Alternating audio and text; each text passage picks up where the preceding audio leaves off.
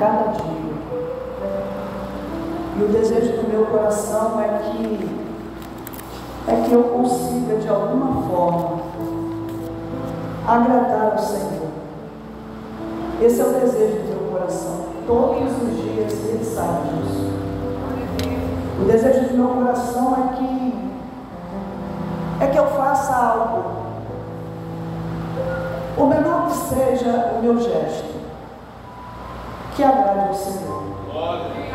Esse é o desejo do meu coração.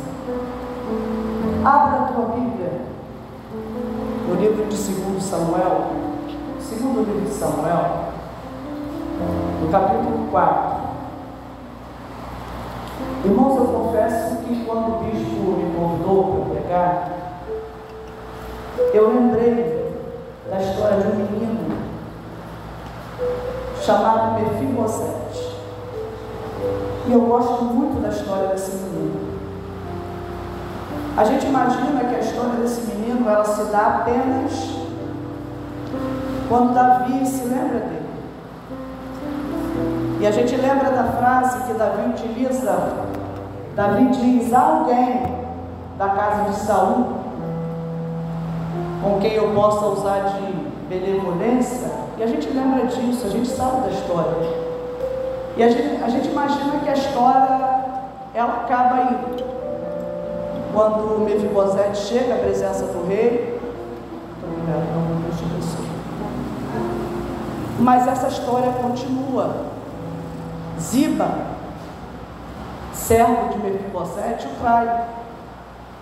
Quando Davi sai fugido de Absalão, Mefibosete ele é traído por Ziba.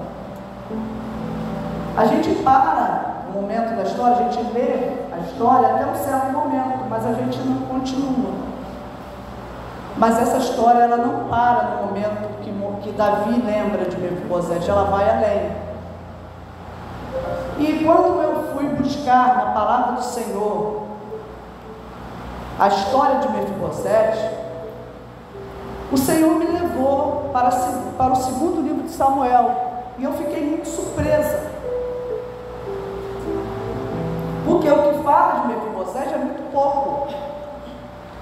E eu comecei a ler e eu perguntava ao Senhor: o que o Senhor quer falar com a igreja? E a pergunta era sempre essa, porque eu não estava entendendo. Senhor, o que o Senhor quer falar com a igreja? Irmão, e Deus, Ele mostra o que está por trás da letra. Ele revela o que está por trás da letra. E o Senhor colocou no meu coração algumas coisas que eu tenho certeza que vai falar contigo como falou comigo. Porque quando o Senhor me dá uma palavra, eu tenho certeza de duas coisas. Primeiro, o Senhor quer me ensinar. Primeiro, o Senhor quer tratar comigo, para depois Ele me usar para falar com alguém. Eu não tenho a mínima pretensão de achar que essa palavra é apenas para você. Eu preciso ser tratada por ela. Por isso foi comigo que o Senhor falou primeiro. Amém? Se o irmãozinho puder botar aí para mim, eu agradeço. A minha vista não está muito boa. A letra aqui é pequena e eu só coloquei ela por conta da Bíblia de 2 Samuel. Amém. Ouvindo, pois, o filho de Saul que Abe morrera em Hebrom, as mãos se lhe afrouxaram e todo Israel pasmou. Continuou. E tinha o filho de Saul 2 homens, capitães de tropas, e era o nome de um Baná e o nome do outro Recabe, filho de Rimon, o Beorita, dos filhos de Benjamim, porque também Pierote se reputava de Benjamim. E tinha fugido os Beerotitas para Gitaim, e ali tem peregrinado até o dia de hoje. Pode passar. E Jonatas, filho de Saul, tinha um filho aleijado de ambos os pés. Era da idade de 5 anos, quando as nobres de Saul e Jonatas vieram de Israel, e sua ama o tomou e fugiu. E sucedeu que, apressando-se ela a fugir, ele caiu e ficou coxo. O seu nome era Mefibosete.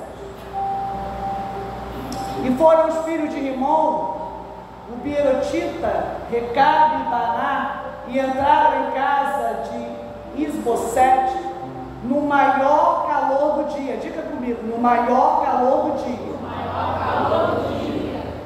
Estando ele deitado a dormir, diga, deitado a dormir. Diga, ao meio-dia. Pode passar. E ali entraram até o meio da casa, como que vindo buscar trigo, e o feriram na quinta costela. E Recabe e Baná, seu irmão, escaparam. Porque entraram na sua casa, estando ele na cama deitado. Diga, na cama deitado. No seu quarto, repita, no seu quarto. E o feriram, e o mataram, e lhe cortaram a cabeça. E tomando a sua cabeça, andaram toda a noite, caminhando pela planície. E trouxeram a cabeça de Isbosete a Davi, a Hebrom, e disseram ao rei: eis aqui a cabeça de Isbosete, filho de Saul, teu inimigo, que procurava a tua morte. Assim o Senhor vingou hoje ao rei meu senhor, de Saul e da sua descendência. Porém Davi, respondendo a Recabe, a Baná, seu irmão, filho de Rimon, o Beerotita, disse-lhes: vive o Senhor, que remiu a minha alma de toda angústia, se aquele que me trouxe novas, dizendo: eis que Saul é morto, parecendo-lhe, porém, aos olhos, que era como quem trazia boas novas, e logo lancei mão dele, o matei em Ziclag, cuidando ele que eu por isso lhe desse recompensa, quanto mais a ímpios homens que mataram um homem justo em sua casa, sobre a sua cama. Agora, pois, não requereria eu seu sangue de vossas mãos, e não vos exterminaria da terra? E deu Davi ordem aos seus moços que os matassem, e cortaram-lhes os pés e as mãos, e os penduraram sobre o tanque de Hebrom. Tomaram, porém, a cabeça de Isbosete e a sepultaram na sepultura de Abner em Hebrom. A igreja volta assim. Imagina que leitura longa. Por dois motivos. Primeiro, porque não faz mal ler a palavra. Segundo, que talvez você não tenha lido a Bíblia hoje. Terceiro, porque todas essas partes, elas falaram comigo. Esse texto começa a falar a respeito da morte de Abner. Abner, ele era um capitão. Quando Saul morreu, Abner, ele forçou uma barra para que Isbosete fosse coroado. Evidentemente, como esse era o único filho vivo de Saul que havia sobrado, ele seria coroado como rei. Até aí, nada demais. Só que enquanto Isbosete ele era coroado em Gileade, Davi ele era ungido em Judá. Só que na verdade quem estava reinando não era Isbosete, porque Isbosete ele era medroso. Quando ele foi colocado como rei, a Bíblia diz que ele tinha mais ou menos 40 anos. E ele foi colocado como rei porque era direito dele. mas a Bíblia vai dizer que Abner, ele estava ficando cada vez mais poderoso. Isso está escrito no livro de 2 Samuel, no capítulo 3, no versículo 6. Por que Abner estava ficando poderoso na família de Saul? Porque, apesar de parecer que o filho de Saul estava reinando, quem de fato estava comandando era Abner. Porque o filho de Saul, ele não tinha pulso firme, ele era medroso, ele não tinha atitude. Então, quem na verdade estava reinando era Abner. Era Abner que estava comandando tudo. Tanto é que, com a morte de Abner, a Bíblia diz que Isbosete, ele perdeu as estribeiras, ele não soube o que fazer, e Israel da mesma forma, perderam as estribeiras porque era Abner que estava à frente de tudo. Mas a morte de Abner, ela se deu por um motivo. Abner percebe que Davi está se fortalecendo e a família de Saul está se enfraquecendo. E ele vai tentar fazer um acordo, uma aliança com Davi. Só que, por causa de uma guerra que houve antes, e Abner ter matado o irmão de um capitão Joás, o capitão Joás ficou com raiva de Abner, digamos assim. E ele queria se vingar de Abner porque Abner havia matado o irmão dele. Quando Abner vai conversar com Saul, com Davi, Davi aceita fazer acordo com Abner. Porém,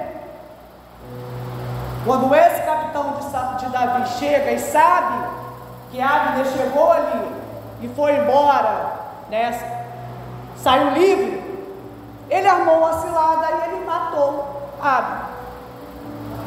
Quando Isbosete ouve dizer que Abner estava morto, ouviu dizer que Abner estava morto, ele ficou sem saber o que fazer, porque na verdade ele não fazia nada, ele estava ali simplesmente na aparência, mas ele não agia nada.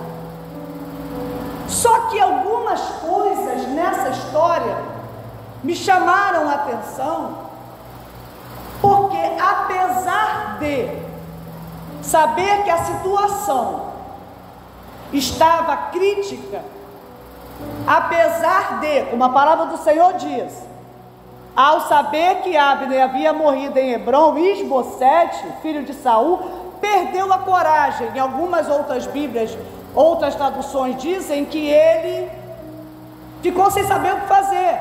Da mesma forma Jael ficou alarmado. E aí, quando isso acontece, ao invés desse rei, filho de Saul, pensar, o pior aconteceu, eu sou o rei, eu vou ter que tomar uma atitude, eu vou ter que fazer alguma coisa, porque Abner morreu, não tenho mais alguém que esteja à minha frente, então eu vou ter que fazer alguma coisa. Ele ficou alarmado, ele ficou desesperado, ele perdeu as estribeiras, mas ao meio-dia, como de costume, depois, vou dizer do almoço, porque é costume nosso, ele vai tirar a sonequinha dele. Imagina onde você quer chegar. A situação é caótica, o povo está alarmado. De uma hora para outra, sabe, aquele lugar poderia ser invadido, o pior poderia acontecer, mas ele, o rei, ele não toma uma atitude. Ele faz da mesma maneira, do mesmo jeito que ele costumava fazer. Em contrapartida, no final do livro de 1 Samuel, o último capítulo fala da morte de Saul. O primeiro capítulo do segundo livro de Samuel, Davi, ele recebe a notícia, como foi lembrado aqui, um amalequita vai dizer para Davi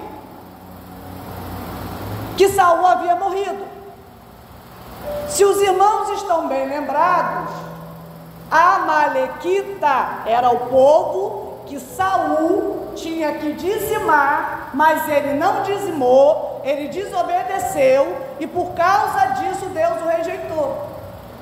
Aí um amalequita chega para Davi e vai falar da morte de Saul. Por que Davi matou o amalequita? Não foi porque ele foi avisar da morte de Saul, foi porque ele foi contar da morte de Saul, e ele contou como se fosse uma vitória, mas era um amalequita, alguém que Saul deveria ter dizimado, mas não dizimou por desobediência.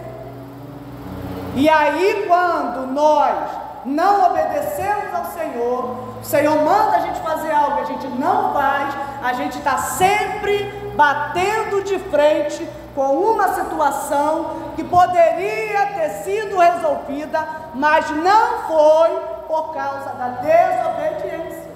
E a gente vai sempre estar batendo de frente com uma situação que poderia ter sido resolvida lá atrás, mas a gente não resolveu, porque afinal de contas, eu acho que não é bem assim e que não tem nada a ver. O Senhor disse a Saul: Acabe, dizime todos os amalequitas. Mas ele, tentando dar o jeitinho dele, ele não fez. O Senhor o rejeita. E aí vai aparecer uma amalequita. Talvez você ache que seja coincidência. Eu não acho que haja coincidência na palavra. Vai uma amalequita e vai dizer para Davi: porque eu matei, era mentira dele, porque aquilo não havia acontecido. Davi se matou, Davi se jogou em cima da espada. Então aquele amalequita chega e vai contar uma história para Davi, mentira. Sabe? Outra coisa que tem acabado com muitos crentes, a mentira. Não havia necessidade dele contar aquela mentira para Davi, e Davi o mata, morreu desnecessariamente por causa da mentira, sabe? E aí o que Davi vai fazer? Aconteceu o pior. Davi vai consultar ao Senhor. Senhor, eu vou. Para onde eu vou? O que eu faço? Que atitude eu tomo? O Senhor dá as coordenadas e Davi vai fazer o que o Senhor manda. E Davi, ele é ungido rei. Em contrapartida, Isbosete se vê numa situação de caos. Ao invés dele tomar uma atitude, ao invés dele ver que não vai dar certo ele continuar nas mesmas práticas, nas mesmas atitudes, que daquele jeito ele vai morrer, daquele jeito ele não tem mais aquele capitão que o protege. Abner protegia ele. Se Isbosete estava vivo até aquele momento, era porque Abner o protegia. Mas ao invés de ele se deparar com uma situação de caos e ele mudar de atitude, ele continua fazendo as mesmas coisas. Ele acaba de almoçar e ele vai tirar a sonequinha dele. A Bíblia diz que na hora mais quente do dia, a hora mais quente do dia, ele vai tirar a sonequinha dele. Na hora mais quente do dia, num dia totalmente sabe, tribuloso, ele vai tirar a sonequinha dele. E aonde ele vai tirar a sonequinha dele? No quarto que ele costuma dormir. Ele vai fazer a mesma coisa e ele vai fazer no mesmo lugar. Ele volta para o mesmo lugar e ele vai para a mesma prática e ele não tem medo de morrer. E é naquele lugar, nas mesmas práticas, que ele morre. O adversário chega ali como quem vai pegar o trigo, porque ele vai desse jeito, sabe? Ele não vai aparecer mostrando que ele... Não, ele vai como quem vai pegar o trigo. Ele é um trabalhador, ele é uma pessoa assim, que entrou na tua vida assim, aleatoriamente. Ele vai como quem vai pegar o trigo, mas ao invés de pegar o trigo, ele arranca a cabeça. Imagina onde é que você quer chegar com isso. Eu não quero chegar a lugar algum. O Senhor colocou uma palavra no meu coração para te dizer e para te perguntar até quando você vai ficar fazendo as mesmas coisas, praticando as mesmas coisas, achando que não vai morrer. Meu Deus. Eita. Imagina que palavra dura. Meu irmão, eu não vou te pedir perdão, porque se não mata, cura. Ele é um rei. Ele tem que tomar uma atitude. A situação não está boa. O que precisa acontecer para que você veja que não está dando certo? O que precisa acontecer para você ver que você está dando murro em ponta de faca? O que precisa acontecer para você ver que a tua vida na presença de Deus é algo medíocre? Você não cresce, você não desenvolve, você não tem conhecimento de Deus, você não sabe quem Ele é. Não sabe quem é Deus. Toda vez que você tem que decidir se faz algo ou não, você não decidiu de fato. Porque eu não tenho que decidir todo dia se eu vou ser fiel ao meu esposo ou não. Eu decidi isso há 35 anos atrás. Eu não preciso todo dia me perguntar: eu vou ser fiel ao meu marido? Vale a pena ser fiel ao meu marido? Não, porque essa decisão eu tomei há 35 anos atrás. Todos os dias a gente tem que ficar se perguntando se vale a pena ser fiel ao Senhor, se vale a pena obedecer ao Senhor, se vale a... Essa pergunta não tem que ser feita se um dia você decidiu fazer isso.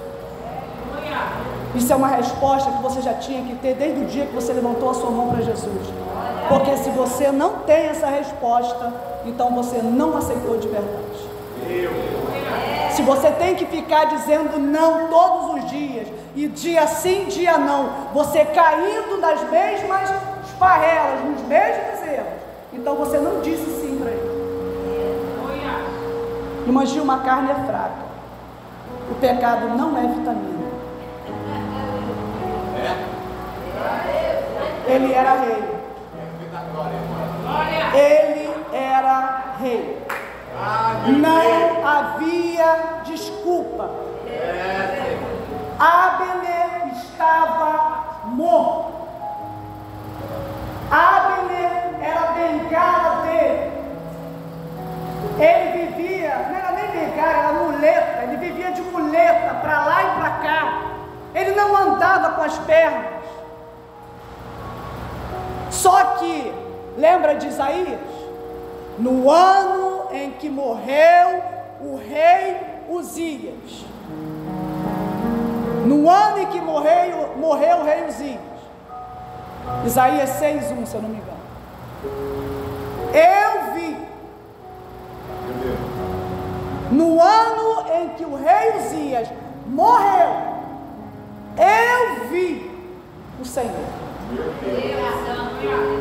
Só no dia que o rei Uzias morreu, que eu vi o Senhor. Porque enquanto o rei Uzias estava vivo, eu não tinha a mínima intimidade com ele. Aleluia, aleluia. No ano em que morreu o rei Uzias. Irmã Gilma, você está exagerando, Isaías era um profeta. Sim, mas ele disse: eu sou um homem de lábios impuros e habito no meio de um povo de impuros lábios. O que ele era? Igual aos outros. Eu sou um homem de lábios impuros. Eu estou falando do meu erro. E eu habito no meio de um povo de impuros lábios. Ou seja, eu estou igualzinho eles. E eu sou profeta. Mas no ano em que morreu o rei Uzias, eu vi o Senhor. Aí sim, o anjo veio, tocou os meus lábios, porque eu confessei o meu pecado. Eu disse onde estava a minha falha. O Senhor tocou. Foi no pé dele? Foi no pé dele que o Senhor tocou? Foi no braço dele que o Senhor tocou? O anjo tocou aonde? Foi aonde? Onde é que estava o pecado dele? Então, quando eu confesso e deixo, eu alcanço misericórdia.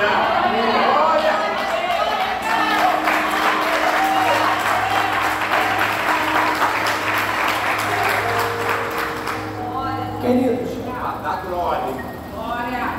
obedecer ao Senhor é dizer não para mim. E se tem uma pessoa que é difícil eu dizer não, é para mim. Eu não tenho muita dificuldade de dizer não para o outro, porque eu acredito que se eu quero, eu digo eu quero. Se eu não quero, eu digo eu não quero. Se você me oferece algo que eu não quero, eu só tenho uma das duas respostas: sim ou não. Se você me oferece algo que eu não gosto, eu vou dizer não quero. E não é difícil. Agora, dizer não para aquilo que eu quero, que a minha vontade quer, que a minha carne quer, não é fácil. Eu não estou dizendo que é fácil, não. Eu não estou dizendo que é fácil dizer não para mim, não para aquilo que eu quero. Eu não estou dizendo que é fácil. Eu estou dizendo que eu tenho que querer dizer não. Aleluia. Eu tenho que parar de dar desculpas e dizer eu não quero. Aleluia. Você imagina? Eu nem imagino, eu nunca tive vício algum. Nunca tive. Mas será que é fácil para uma pessoa viciada há 10, a 15, a 20 anos em cocaína, em crack, simplesmente parar de um dia para o outro e dizer eu não quero? Será que isso é fácil? Não é fácil, porque não é algo que dependa simplesmente do falar. É uma coisa que está no organismo. A pessoa, ela vai ter dificuldade. Uma pessoa que bebe, ela vai ter... Eu tinha um tio, ele era alcoólatra, e eu via como ele ficava todo se tremendo quando ele não bebia. Eu sei que não é fácil. Aleluia. Mas não ser fácil e ser impossível é uma grande diferença. Porque quando eu quero fazer a vontade do Senhor, por mais difícil que pareça, Ele vai me ajudar. O Senhor disse: a minha graça te basta, porque o meu poder se aperfeiçoa na fraqueza. Quando eu olho para essa palavra, eu vejo um homem fraco, eu vejo um homem débil, eu vejo um homem cuja personalidade era mesmo de um homem fraco. Esbocete nunca foi um homem forte, um homem lutador, um homem intrépido, nunca foi. Só que a situação, ela nos leva a tomar atitude que não tomaríamos. Essa pandemia, ela veio para me mostrar para Gilma, que eu tinha habilidades que antes eu desconhecia. Porque eu, fazendo faculdade, com 3 escolas, tendo que fazer vídeo para cada uma das escolas, eu disse para o meu esposo, eu vou desistir. E uma frase dele me fez parar e pensar. Eu comecei a chorar e eu disse para ele, eu vou desistir. Ele disse, Gil, você vai ter que se reinventar. Eu tinha 2 caminhos. Ou eu desistia das escolas onde eu trabalhava, da faculdade que eu fazia, ou eu tinha que me reinventar. Para a glória de Deus, eu fui até o fim. Para a glória de Deus, eu pedi graça ao Senhor, porque eu nunca consegui nada sem o Senhor. Nunca. Eu não tenho absolutamente nada na minha vida que eu tenha conseguido sem o Senhor. Se não fosse o Senhor na minha vida, eu não sei onde eu estaria. Certamente aqui não seria. Tinha 2 amigas de infância. Uma morreu há mais de 20 anos atrás e a outra faleceu há poucos dias. E eu estou aqui pregando a palavra do Senhor. É graça, é bondade de Deus. Quando eu olho para essa palavra e eu vejo que no meio dela tem a história de um menino de 5 anos que por uma fatalidade ficou coxo de ambos os pés, eu entendo que o Senhor não vai exigir de alguém que não possa uma atitude como Ele vai exigir de alguém que possa. Vou explicar melhor. Esbocete, ele já deveria estar mais ou menos 7 anos reinando, mais ou menos. Ele já deveria saber como agir. Ele já deveria saber que não era Abner o rei, era ele. Ele já deveria ter tomado a posição dele. Ele já deveria ter tomado o lugar dele de rei há muito tempo. Mas ele se acomodou e deixou Abner dirigir o negócio. Se você não se posicionar, se você não se colocar, não se posicionar, pessoas vão tomar o teu lugar. E quando as pessoas receberem aquilo que era para você receber, você não vai poder reclamar. Eu sempre brinco com meu esposo, eu digo, eu não sou filial, eu sou matriz. Porque há pessoas que se colocam em posições inferiores a que na verdade ela deveria ocupar, por uma falsa humildade. Mas não é humildade, é comodismo. Então, por comodismo, ele está por trás, e Abner está na frente mandando em tudo. Só que já tinha dado tempo suficiente para ele se colocar na posição que ele foi chamado. Afinal de contas, ele era filho do rei. E ele não fez isso. Quando ele teve que agir, quando ele teve que se colocar, ele não fez. Ele continuou a praticar as mesmas coisas. E detalhe, os dois homens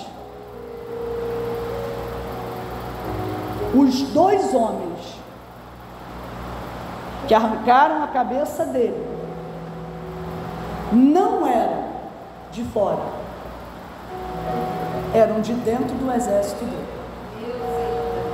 Os dois que se levantaram e arrancaram a cabeça dele, para mim, só esperaram uma oportunidade. Não tinham feito antes por causa de Abner, porque bastou Abner morrer para os dois irmãos se fingirem de trabalhadores e irem lá arrancar a cabeça dele. Quem sabe hoje o Senhor está chamando a sua atenção, porque você está muito inocente, com pessoas que estão ao teu lado, doidos para arrancar a tua cabeça, e você não está se dando conta. É minha amiga, é meu amigo, é minha amiga, é meu amigo, doido para arrancar a sua cabeça. Bastou Abner morrer para os dois esperarem dar meio-dia, porque eles sabiam, meio-dia ele vai tirar a sonequinha dele, meio-dia ele vai deitar no quarto dele, e eu já sei aonde é. O quarto dele é em tal lugar, assim, assim, assim, é assim que ele deita, é assim que ele dorme, porque ele já me contou tudo da vida dele. É tal lugar que ele mora, é tal lugar que ele trabalha, é tal lugar, é a hora que ele dorme, é assim que ele faz, porque ele já me contou tudo, porque eu sou confidente dele. Na hora que ele der um mole, a gente arranca a cabeça dele. Cuidado com os teus confidentes, porque quando é amigo é uma beleza, mas quando se transforma em inimigo é melhor ainda. Esperou dar meio-dia. Se tem uma coisa que o adversário não tem, é pressa. Vou fazer uma brincadeira aqui, mas é uma brincadeira verdadeira. O bispo vive dizendo que eu sou psicóloga. Para a glória de Deus, pela bondade de Deus, sou. Mas se tem um ser que eu nunca trataria por N motivos, eu não tenho nada com ele, o meu dono se chama Jesus, eu não tenho a mínima vontade de ter absolutamente nada com ele. Mas se tem um ser que eu nunca trataria de ansiedade, se chama Satanás, porque ele não tem pressa, ele não é ansioso, ele trabalha devagar, ele espera meio-dia, quando Isbosete foi deitar.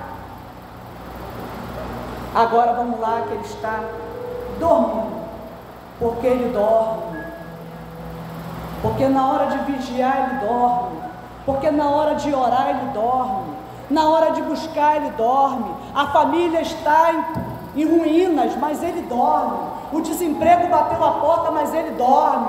Está faltando coisa em casa, mas ele dorme. A família não está indo bem, mas meio-dia ele acaba de papar e ele vai dormir. Ele não tem preocupação. Ele foi dormir como se não houvesse preocupação alguma. E é assim que muitos de nós estamos. Satanás está fazendo uma arruaça. Satanás está entrando nos lares fazendo arruaça. Mas nós, na hora da sonequinha, a gente quer dormir. E Satanás está bem gostando. Quando a gente começa a ler a Bíblia, vem o soninho, eu não consigo ler Bíblia, eu vou dormir. Quando a gente começa a orar, vem aquela sonequinha e a gente quer dormir. Na hora da EBD, então, a gente não consegue nem acordar. Mas Satanás não dorme. Não dorme. Irmã Gilma, que palavra é essa para domingo? É Deus querendo cuidar da tua vida. É Deus querendo restaurar a tua vida. É Deus querendo te levar para o céu. É Deus te avisando, acorda. Eu estou voltando. Aplauda o Senhor.